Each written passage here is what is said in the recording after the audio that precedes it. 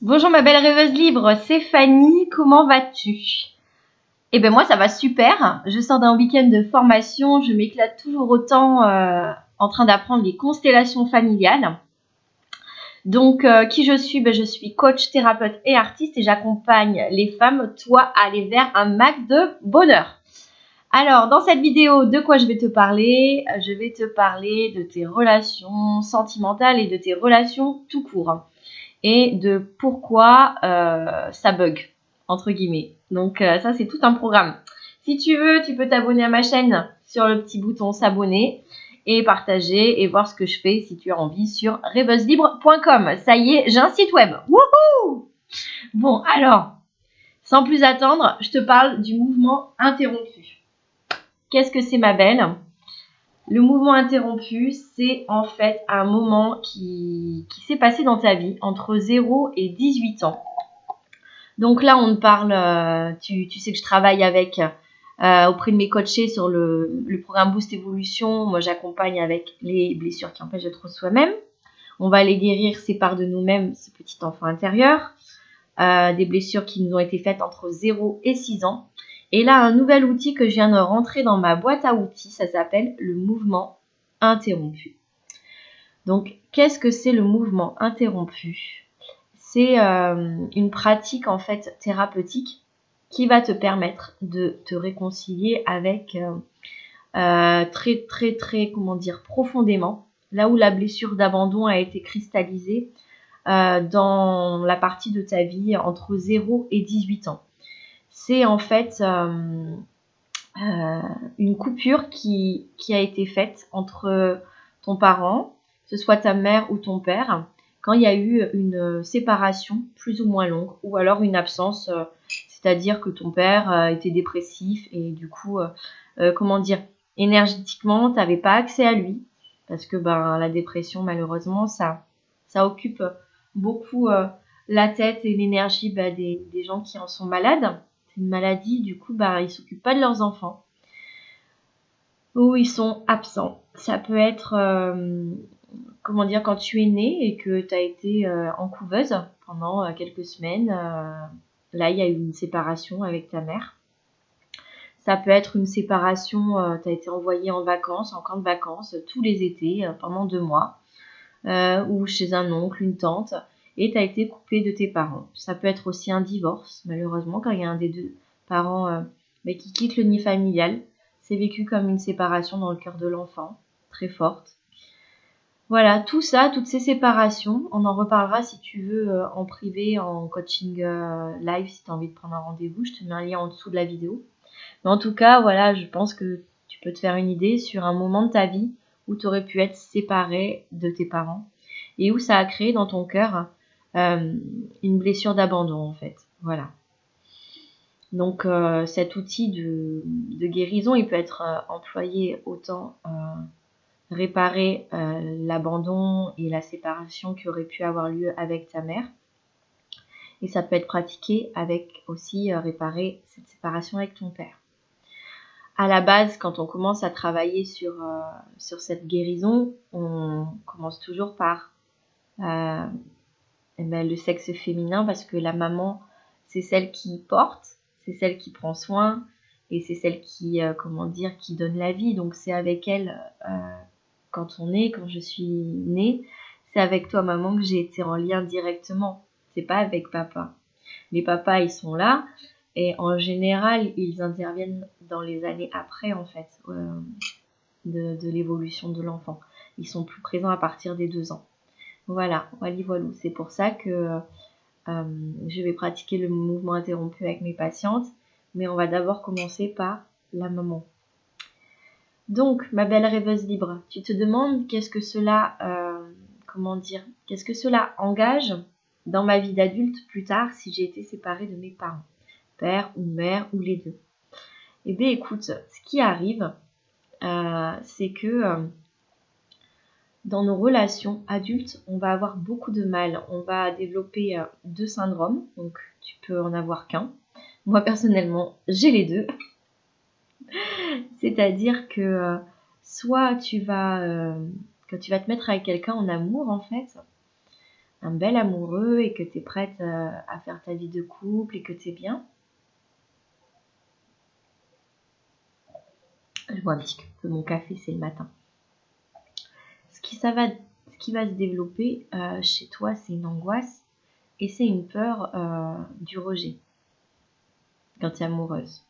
Et donc, du coup, ce qui va se passer, c'est que quand tu projetteras de faire ta vie de couple avec quelqu'un, tu auras beaucoup de mal à t'engager parce que tu auras peur de perdre, tu auras peur qu'il t'abandonne et tu auras toujours, un pied dans la relation et un prêt à partir. C'est-à-dire que, je cherche une maison avec mon chéri, mais au cas où, si ça se fait pas, à côté, je cherche quand même une maison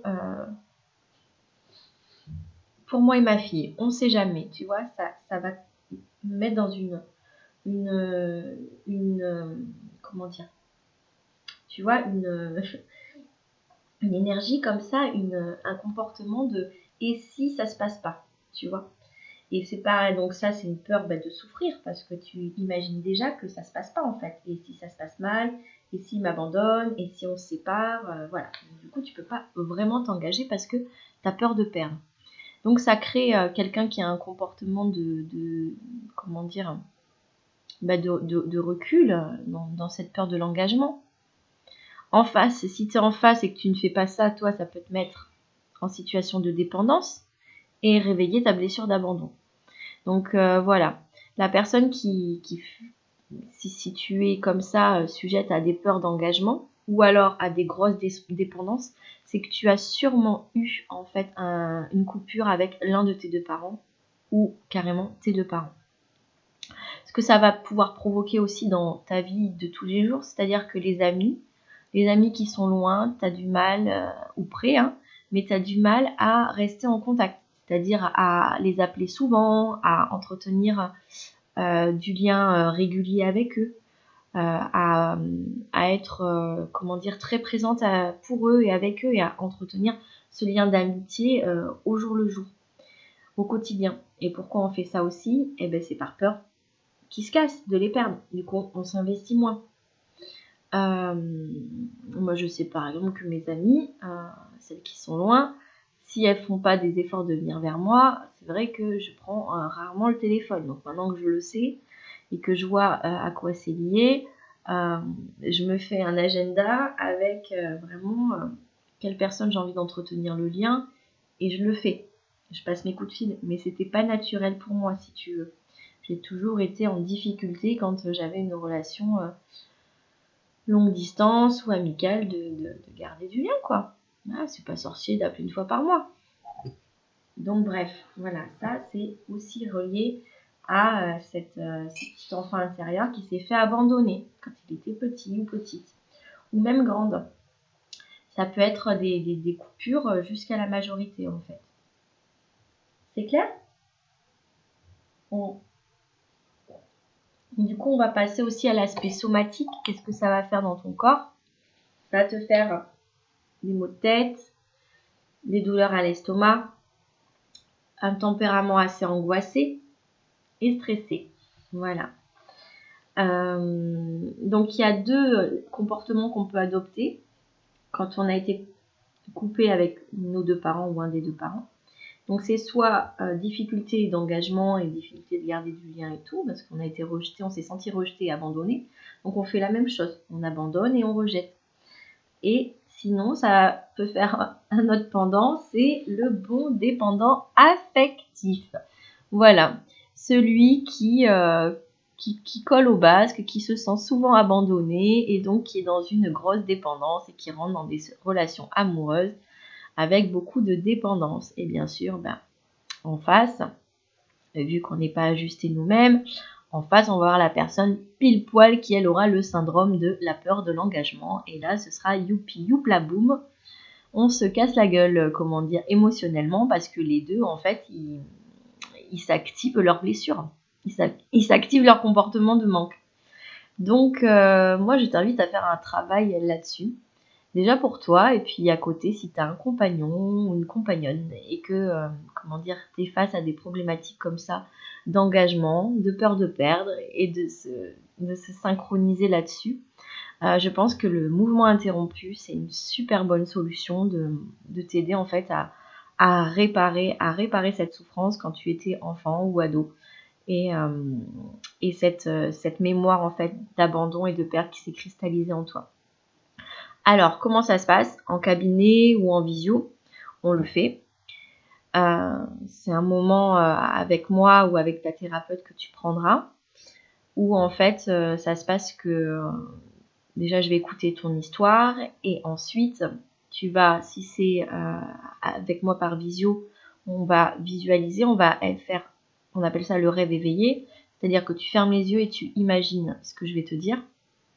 Et si on travaille en live, eh ben on va le faire. Voilà, voilà.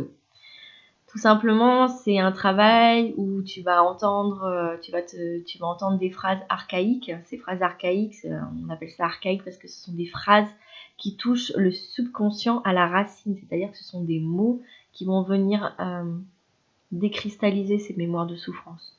Ce sont des phrases qui touchent au cœur directement et non pas au mental. C'est pour ça qu'on les appelle les phrases archaïques. Ce sont les phrases que j'emploie en constellation familiale. Car elles libèrent, c'est des phrases libératrices. Donc ce qui va se passer, c'est que tu vas te mettre face à ta mère qui est à 5 mètres de toi, et en fait, donc tout simplement, toi tu vas t'adresser à ta mère et lui exprimer comment ça a été tes émotions en fait, par des phrases que je te dirai de répéter. Ça a été difficile pour moi, maman. Tu m'as beaucoup manqué, de te sentir éloignée. Tu vas lui parler. Puis ta maman, c'est très touchant, c'est très émouvant comme pratique, le mouvement interrompu parce que déjà la personne thérapeutisée, elle est vraiment dans... Tu le vois physiquement et au niveau gestuel que quand tu es là face à ta mère en fait et que tu te fais aider comme ça, tu vas rentrer dans une faciès et une sensation vraiment de l'enfant en fait, du petit enfant qui s'adresse à son parent et rien que ça ma chérie, mais c'est trop beau, c'est hyper touchant quoi. C'est vraiment... J'ai été témoin d'un garçon ce week-end avec qui moi j'ai pris le rôle de la mère, on l'a fait en live, donc j'étais sa maman à 5 mètres de lui, puis lui il disait ses phrases, il s'adressait à sa maman pour guérir son passé comme ça, puis s'approcher. Et je te jure, il était chaud parce qu'il devenait de plus en plus un petit garçon et vraiment un grand bonhomme de 50 ans qui devient comme ça tout petit boy de 5 ans, mais c'était à tomber, c'était à croquer, c'était vraiment chouchou. Et puis vraiment, je me suis sentie privilégiée d'être face à ça en fait, d'être face à cette grande guérison, ce travail qui est si beau du mouvement interrompu. Donc voilà, donc je t'invite à le faire avec moi ou avec une autre personne, mais à prendre en considération cet outil qui est majestueux parce que je finis ma démonstration, mon explicatif. Au bout d'un moment, tu as la personne qui s'avance de plus en plus et qui va donc vers sa mère, son parent qui l'a abandonné ou son père. Et en fait, il dit s'il te plaît maman, accueille-moi, regarde-moi avec bienveillance. Enfin, il dit plein de choses belles. Puis la maman, elle s'excuse et puis elle dit qu'elle est désolée, mais que à l'époque, quand elle a été maman, elle a fait vraiment de son mieux, elle était vraiment au maximum de ce qu'elle pouvait faire avec qui elle était, où elle en était en fait, et qu'elle n'a pas fait exprès de faire souffrir, en l'occurrence, ce petit garçon, et que vraiment, pour l'avoir vécu, j'ai ressenti tellement d'amour à ce moment-là que c'est un cadeau. C'est vraiment un cadeau pour la personne qui constelle et qui fait ce mouvement interrompu. Déjà pour moi en tant que représentante de la maman du monsieur là, c'était très fort, mais pour la personne qui reçoit, c'est ouais, je tiens vraiment à te dire que ça change tout. Et je suis sûre que dans nos relations futures après, et notre vie en général, quand on aura fait le mouvement interrompu avec nos 2 parents, ou juste un seul s'il y a eu une blessure qu'avec 1 sur 7 abandon, cette coupure. Mais j'ai l'intime conviction que quand tu travailles ça, vraiment ton chemin s'ouvre dans l'accueil des belles choses et qu'il y a plus de résistance. Après, bien sûr, on travaille toujours par couche et des fois on se dit pourquoi ça n'a pas marché avec ce thérapeute ou cette méthode, et on est face en fait à une nouvelle couche de notre blessure et de notre être à transmuter, à transformer en lumière. Mais déjà, il y a des strates, et je sens que par ce travail du mouvement interrompu, il y a une grosse strate de la peur d'être abandonné, d'être rejeté qui s'évapore. Donc voilà. Merci Sylvie Bergeron de m'avoir donné cette formation. Merci mes rêveuses libres de m'écouter, et merci à toutes mes patientes de me permettre d'apporter ma graine à l'édifice et cette transmission du cœur qui est si belle. Je vous embrasse très fort et je vous invite à faire des recherches sur le mouvement interrompu, à continuer vos chemins de vie aussi lumineux qu'ils soient, aussi lumineux que vous êtes, belle et comment dire, cristalline dans votre cœur. Et je vous reprends très vite pour reparler d'un nouveau sujet. Gros bisous à toutes. Bye.